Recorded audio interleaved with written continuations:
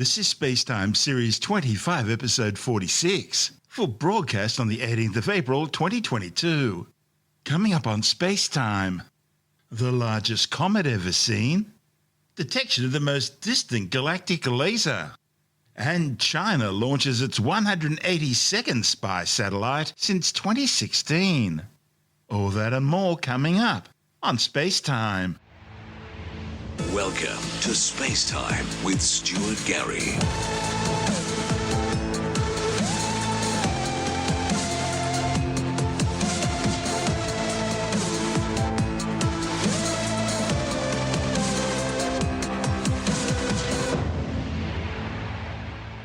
NASA's Hubble Space Telescope has discovered the largest comet ever seen, a 130-kilometre wide monster 50 times bigger than most known comets. Astronomers say this giant icy space rock would most likely have a mass somewhere around 500 trillion tons. And that's a staggering 100,000 times greater than the mass of a typical comet found in our part of the solar system. This behemoth comet, named C2014 UN-271 Bernardinelli-Bernstein, is barreling towards us at some 36,000 kilometres per hour. But don't worry, it's not coming any closer than about 1.6 billion kilometres of the Earth, which is slightly further away than the orbit of Saturn, and even that close approach won't be for another 9 years. One of the study's authors, David Jewett from the University of California, Los Angeles, says the comet is literally the tip of an iceberg for many thousands of comets that are simply too faint to see in the more distant parts of our solar system. Astronomers have always suspected that this comet had to be big because it was so bright, even at such a large distance. But now, thanks to Hubble, they've been able to confirm it. The previous record holder was the comet 2002 VQ-94. It had a nucleus estimated to be about 100 kilometres across. It was discovered in 2002 by LINA, the Lincoln Near-Earth Asteroid Research Project. Comet C2014 UN-271 was discovered by astronomers Pedro Bernardinelli and Gary Bernstein in archival data from the Dark Energy Survey at the Cerro Tololo Inter-American Observatory in Chile. It was first serendipitously observed back in November 2010. Back then it was still a whopping 4.8 billion kilometres away from the Sun, which would place it roughly at the distance of the orbit of Neptune. Since then, it's been intensively studied by both ground and space-based telescopes. The study's lead author, Man Tahoe from Macau University, describes it as an amazing object given how active it is, despite it still being so far away from the Sun. He says the challenge in measuring this comet has been how to discriminate the solid nucleus from the huge dusty coma that's enveloping it. The comet's currently still too far away for its nucleus to be visually resolved by Hubble. Instead, Hubble data is showing a bright spike of light at the nucleus's location. So the authors made a computer model of the surrounding coma and adjusted it to fit the Hubble image. Then the glow of the coma was subtracted, which left behind a star-like nucleus. The authors then compared the brightness of the nucleus to earlier radio observations using ALMA, the Atacama Large Millimeter Submillimeter Array Telescope in Chile. And this combined data constrained the diameter and reflectivity of the nucleus. The new Hubble measurements are close to the earlier size estimates from ALMA, but convincingly suggest a much darker nucleus surface than previously thought. In other words, it's big and blacker than coal. The comet's already been falling towards the Sun for well over 1 million years. It's coming from the long hypothesized region containing thousands, if not millions, of comets called the Oort cloud, a diffuse cloud of icy debris, frozen worlds and comets, thought to have an inner edge at roughly 2,000 to 5,000 times the distance between the Sun and the Earth. As for its outer edge, well, that could extend as far as a light year. The Oort cloud's comets didn't actually form so far out from the Sun. Instead, they were ejected billions of years ago, quite literally flung out by gravitational interactions with the outer planets when the orbits of Jupiter and Saturn were still evolving. These far-flung bodies only travel back towards the Sun, planets and inner solar system if their distinct orbits are disturbed by the gravitational tug of a passing star. Think of it as shaking apples out of a tree. Comet Bernardinelli-Bernstein follows a 3 million year long elliptical orbit, taking it as far from the Sun as roughly half a light year. Right now, the comet's around 3 billion kilometres from the Sun and falling perpendicular to the plane of our solar system. Now, at that distance, things are cold. Temperatures on the comet would be around minus 211 degrees Celsius. Yet there's a coma, which means the chemical that's doing the sublimation must be carbon monoxide, because it can sublimate off the surface to produce a dusty coma at those sort of temperatures. Comet Bernardinelli-Bernstein is providing astronomers with an invaluable clue about the size distribution of comets in the Oort cloud and hence the cloud's total mass. Estimates for the Oort cloud's mass vary widely, reaching as high as 20 times the mass of the Earth. First hypothesized back in 1950 by the Dutch astronomer Jan Oort, the Oort cloud, or more correctly Oort cloud, still remains a theory because the innumerable comets that make it up are too faint and too distant to be directly observed. After all, we could simply be talking about interstellar objects that have been caught up in the Sun's gravitational field and are simply falling towards the Sun because of that. But if the Oort cloud is real, it means the Sun's largest structure is, well, really all but invisible. It's estimated that NASA's pair of Voyager spacecraft won't even reach the inner realms of the Oort cloud for another 300 years, and they could take as long as 30,000 years to pass through it. The simple fact is, circumstantial evidence coming from infalling comets is all we have, because that's all we can do to trace back where these comets are coming from, and hence where the likely Oort cloud is. And it's not like a Kuiper belt type ring. These comets approach the Sun from all different directions. That means the Oort cloud isn't a ring, but spherical in shape. The comets are deep freeze samples of the composition of the early solar system, preserved for billions of years. The reality of an Oort cloud is bolstered by theoretical modelling of the formation and evolution of the solar system. The more observational evidence that can be gathered through deep sky surveys, coupled with multi-wavelength observations, the better astronomers will understand the Oort cloud's role in our solar system's evolution. This is SpaceTime. Still to come, detection of the most distant galactic laser. And China has launched its 182nd spy satellite since 2016. And really, you've got to ask yourself, why do they need so many? All that and more coming up on SpaceTime.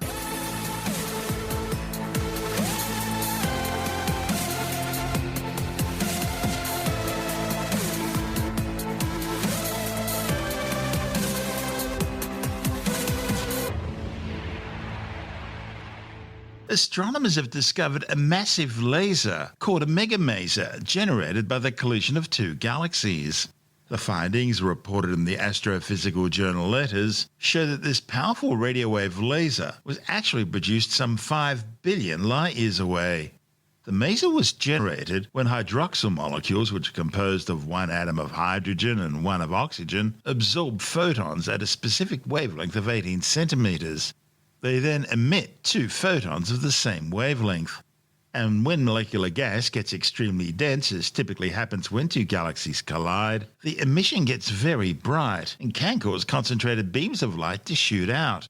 And this can be seen at radio frequencies more than a third of the way across the universe. What's actually causing the photons to shoot out as a focused beam is still a mystery. The megamaser was detected by astronomers looking at data from the Meerkat radio telescope in South Africa.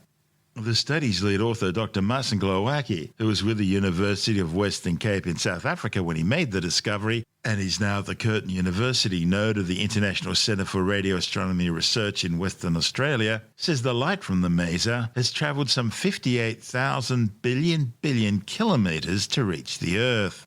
Now that's 58 followed by 21 zeros. He says it's the first hydroxyl megamaser of its kind to be observed by Meerkat and the most distant ever seen by any telescope.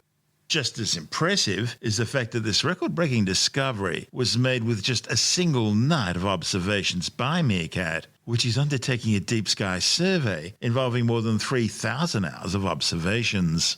Meerkat is one of the precursor instruments to the Square Kilometre Array project, which is constructing the world's biggest radio telescope. So huge it'll cover 2 continents, South Africa and Australia. The authors are using Meerkat to observe narrow regions of the sky in extremely deep detail, measuring atomic hydrogen in galaxies from the distant past right through to now. The combination of studying hydroxyl masers and hydrogen will help astronomers better understand how the universe has evolved over time. The record-breaking maser has been named Nunkalkuta, an isiZulu word meaning big boss. Glowacki says intensive follow-up observations of this new find are now being planned. So a maser is a laser, but as a laser is seen in the visible light or maybe infrared, masers have longer wavelengths, so they're seen in microwaves or radio waves. These are often associated with water clouds in galaxies. Yes, they are water megamasers. In this particular case, we're talking about hydroxyl molecules, so one atom hydrogen and one atom oxygen. And this is the molecule that created this particular maser or megamaser. What differentiates a megamaser from a maser? That's a sense of scale, basically. It's larger. And what powers these masers? They can be extremely powerful on a galactic scale. So in this case, these hydroxyl molecules come from a merger of 2 different galaxies. So you have 2 galaxies that collide and form a larger one, and this can create a lot of dense gas. And it's this large amount of gas that will power the maser. So the molecules will absorb photons of 18 centimeter wavelength and give off 2 photons. So when you have a large amount of gas, this will become extremely bright. And it doesn't just go everywhere, it focuses. Correct. Are these at all related to quasars in any way? Is there a supermassive black hole involved in these things? Not necessarily, no. Okay. It's more just from the large amount of gas that occurs when 2 galaxies merge, and all the gas clouds will condense and create denser gas. What causes the focusing? That's something we still need to understand further. Are there any leading theories at all? I suppose it depends on the scenario. Some say that it's possible that some megamasers are also due to the supermassive black hole in the center of the galaxy. We don't believe that's the case for this particular galaxy based on the information we have, but those are known to have focused beams on either side of the supermassive black hole. But this is an ongoing area of research. Tell me about this discovery. Yes, I'll take you back to 2020. This was when COVID started, and I was currently working in South Africa at the time. And we had a very harsh lockdown, so I actually made this discovery from my home, from my dining table. I was looking through data from a first night of observation for a project with the Meerkat radio telescope. I was doing data verification just to make sure that this first night of observation was looking like we expected. We have the same amount of noise levels. And this requires looking through all parts of the data to investigate this. And when I was looking for the data, I noticed the bright blob of emission that I didn't expect to see from the first night because it was fairly distant. So we looked at the second night of observation soon after, and we saw the same emission in the same part of the sky and the same frequency. And by doing follow-up investigations, looking into the literature, we could confirm that this emission was due to a megamaser. So as I mentioned before, megamasers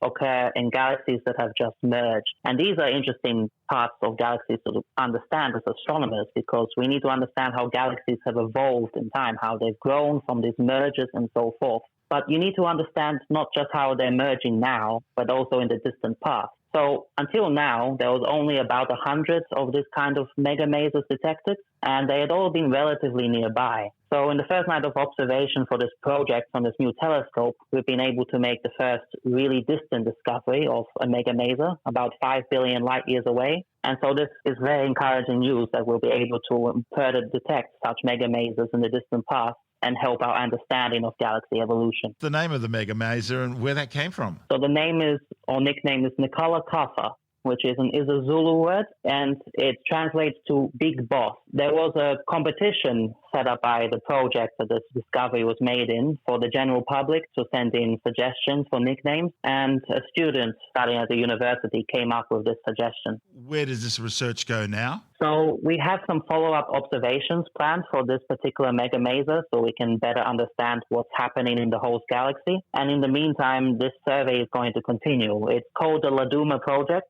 which stands for Looking at the Distant Universe with the Meerkat Array. Primarily, it's focused for looking at neutral hydrogen gas, which is another gas that stars can form from in galaxies. But as it's shown, it can also detect megamasers. And it's going to do this by looking at the distant past, by spending over 3,000 hours with the Meerkat telescope looking at one patch of the sky. So we'll be getting fantastic sensitivity. And since we made this discovery in one night and we plan to use it for 3,000 hours, it's quite encouraging already. That's Dr. Marcin Glowacki from the Curtin University node of the International Centre for Radio Astronomy Research. And this is Space Time. Still to come, China launches its 182nd spy satellite since 2016. And later in the science report, the discovery of patterns of electrical activity in fungi which appear to resemble human speech. Think about that next time you're cooking up some mushrooms. All that and more still to come on Space Time.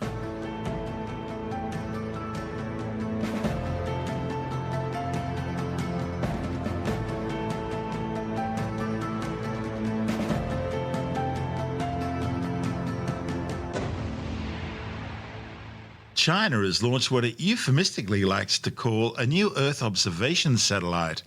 The Gaofang 303 was launched aboard a Long March 4C rocket from the Jiuquan Satellite Launch Center in northwestern China.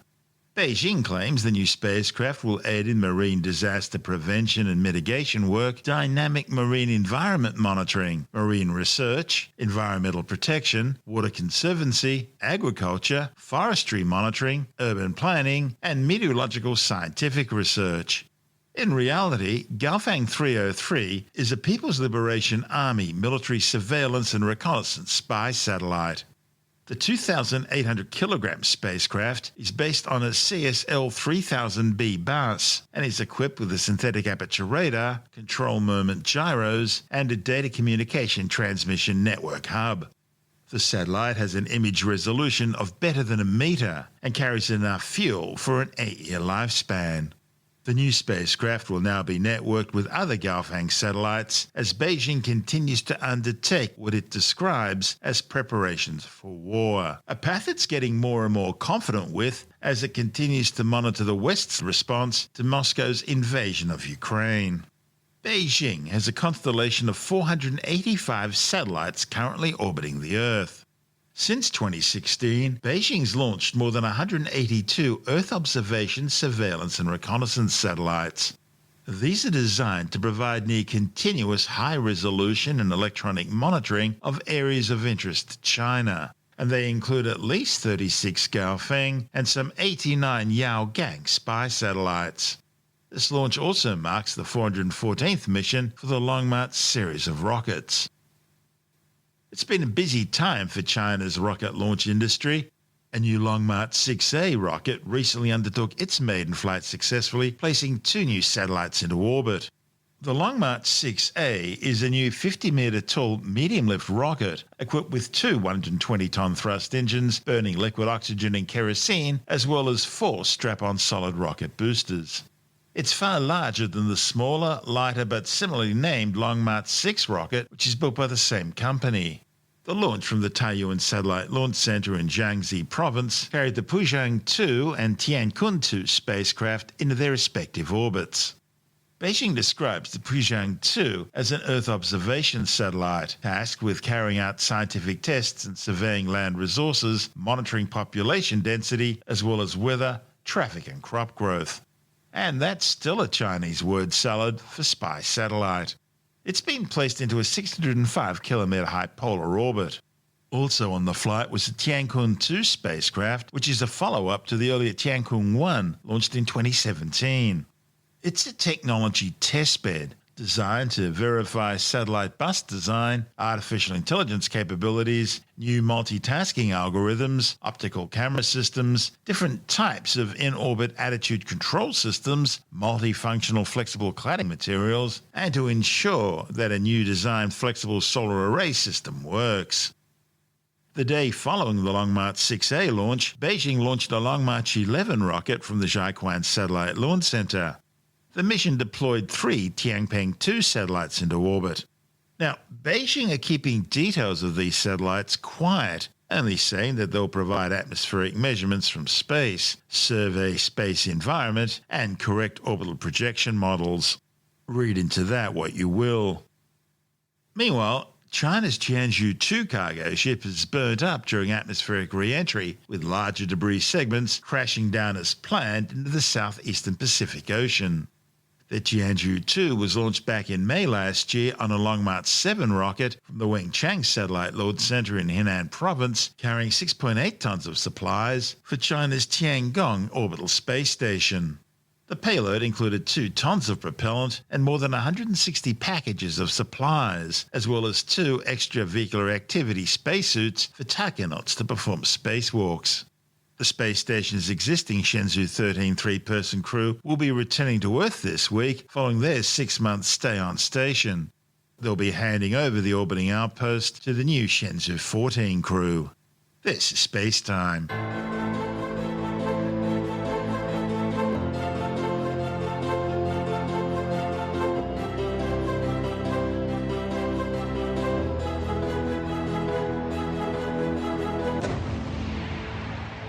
And time now to take a brief look at some of the other stories making news in science this week with a science report. A new study has confirmed that vaccinated people who get the Omicron COVID-19 variant are likely to experience milder symptoms for a shorter duration than had they received the Delta variant instead. The findings, reported in the Lancet Medical Journal, are based on a study using a British symptom reporting app. Scientists matched 5,000 people who had symptomatic Omicron with someone of the same age, sex, and vaccine coverage who had symptomatic Delta. They found those with Omicron experienced a loss of smell to be less common, a sore throat more common, hospitalizations less frequent, and the average duration of symptoms far shorter. The authors say the difference between average symptom length was most pronounced among boosted participants, with an average of 4.4 days for Omicron symptoms compared to 7.7 days for those with Delta. Over 6.2 million people have now been killed by the COVID-19 coronavirus since it first escaped from Wuhan, China. The World Health Organization says the true death toll is likely to be at least double that amount, with over 500 million confirmed cases of COVID globally. Meanwhile, a separate study reported in the Lancet Medical Journal claims the most accurate modelling suggests some 18.2 million people have been killed by the virus since it first appeared in China in September 2019. A new study claims that goat's milk soaps could put you at risk of developing allergies. The findings, reported in the journal Clinical and Experimental Allergy, suggest that skincare products that have food in them, such as goat's milk, could potentially put you at risk. Researchers looked at cases of 7 patients, all of whom had inflammatory skin conditions and who experienced anaphylaxis after consuming goat's or sheep's milk or cheese products. All the patients had previously been using goat's milk skincare products, which are frequently marketed as treatments for inflammatory skin conditions. The study's authors say these cases add to increasing evidence that using food-based products to treat skin conditions could lead to the development of new food allergies. Well, unless you've been using magic mushies, you've probably never wondered as to whether or not mushrooms are talking about you, and if so, what they're saying. But a new study reported in the Journal of the Royal Society Open Science has found patterns of electrical activity in mushrooms which could be seen as resembling human speech. Scientists found spikes in the electrical potential of 4 species of fungi and found that these spikes are often clustered into trends of activity, which indicate information is being communicated between distant parts of the fungal colonies. The scientists say these spikes could be seen to resemble vocabularies of up to 50 words. Fungal word length, spike groupings of 5.97, average the same as human language. For example, 4.8 in English and 6 in Russian. So, all of this begs an important question.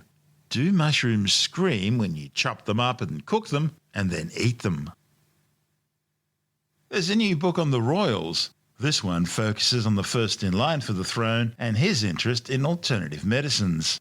Tim Mendham from Australian Skeptics says Prince Charles's love affair with alternative medicines takes a serious look at how the Prince of Wales' interest in things like homeopathy is influencing other people. This is a book that's been written by Edzard Ernst. He actually used to work in the alternative medicine field, he was certainly in homeopathy, and he was a firm believer in it. And what happened is he moved across to the UK, got a position researching and teaching homeopathy and alternative medicine, and he actually realised that the more he got stuck into it, seriously looking at it, the more that he didn't believe it, that he was sort of converted away from it. But this has brought him into conflict often with the royal family, who are sort of followers of various alternative medicine things, certainly homeopathy. And Prince Charles is a big follower of alternative medicine. So is his mum. He's been known to visit the homeopathic hospital in London and that sort of thing. I didn't know that. Yeah, I mean, I don't know how active she still is, but Charles is particularly vocal on supporting alternative medicine. And it's interesting how many people then regard that because he's a royal, he must be a worthwhile source. Well, not necessarily. He's just has the same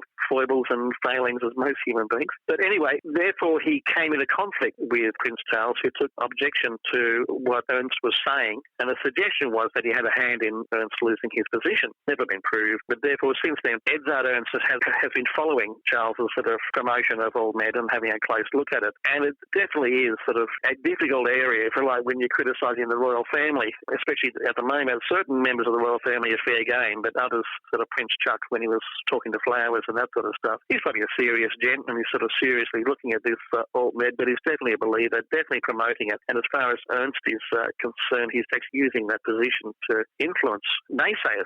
I always thought one of the good things about the royal family was that they never expressed a view on anything. The idea was not to have a view, so that way you don't offend anyone. Charles, yeah, I think they've changed that a bit. Oh, well, definitely, yeah. Yeah, and then you moved to Los Angeles. Yeah, I mean, yeah, they have changed that. Charles has a lot of influence on architecture, believe it or not. He's a big fan of traditional English Palladian architecture, whatever you like to call it, and he's been sort of campaigning. But he has the same thing in medicine, especially with promoting alternative medicine. And there's been a campaign by the skeptics in the UK to have homeopathy taken off the national health, which they have been successful in doing. You can still get homeopathic treatments, you just got to pay for them. And that's an ongoing campaign, but there is a homeopathic hospital in London. It'd be nice to know what the success rates are. Yeah, actually, there is a study that we've run in the Skeptic magazine on that. I don't think it's any better, quite frankly. There are different techniques that are used by homeopathic practitioners to do more one-on-ones with patients and not the sort of churning patients in and out, as often happens with sort of bulk billing sort of organisations, we can say. But you actually are supposed to spend an hour at least with the patient trying to find out all about them. Probably makes patients feel a bit better, and as homeopathy is largely, if it is effective, it's placebo-based, that might work. But there's no evidence that homeopathy is at all effective. It's physically impossible for a start. It goes against all laws of physics, but there's also no necessarily reason to regard it any better than placebo, and probably worse. Is it true that if you're a doctor and a medical doctor and you take out health insurance, that homeopathy isn't covered by the medical doctor's health insurance? Yes, I mean, it's true that there's a number of alternative medicine things that are covered by virtually every health fund in Australia. The only one that doesn't cover them is the doctor's health fund, which is specifically for doctors. You have to be a doctor or a nurse or something, or a medical person to belong to it. And they don't cover homeopathy and a lot of other areas that are covered by some of the health funds. I don't think they necessarily even cover chiropractic or acupuncture. And what does that tell you? Well, what do you think? That's Tim Mendham from Australian Skeptics.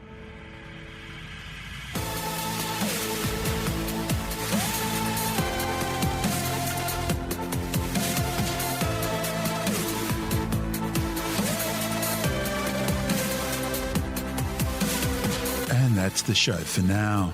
SpaceTime is available every Monday, Wednesday and Friday through Apple Podcasts, iTunes, Stitcher, Google Podcast, Pocket Casts, Spotify, Acast, Amazon Music, Bytes.com, SoundCloud, YouTube, your favourite podcast download provider, and from spacetimewithstuartgary.com.